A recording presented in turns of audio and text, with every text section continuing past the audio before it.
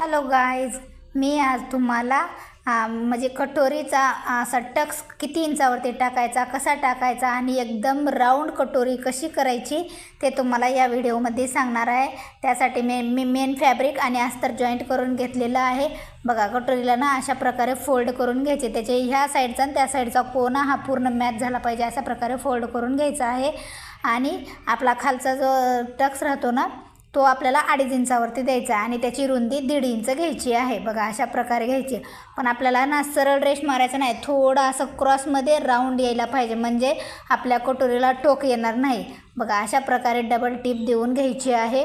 बघा, आता आपली कटोरी एकदम गोल अशी दिसणार आहे। बघा, एकदम छान, एकदम गोल अशी एकदम कटोरी झालेली आहे। टोक आलेला आहे, त्याला ना आपण थोडं त्या टोकला ना अशा प्रकारे थोडंसं हे करून घेणार आहे, दाबून घ्यायचं आहे, म्हणजे आपल्याला आपल्या ब्लाऊजला कटोरीला असं टोक वगैरे दिसणार नाही। बघा, किती छान आणि एकदम गोल अशा गोल आकारामध्ये माझी कटोरी झालेली आहे।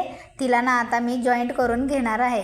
कटोरी नेहमी ही गळ्याच्या बाजूने जॉईंट करायचं, खालच्या साईडनं जॉईंट करायचं नाही, कारण कमी जास्त जर काही झालं असेल तर आपल्याला कट करता येतं, पण गळ्याच्या बाजूनेच कटोरी ही जॉईंट करायची आहे।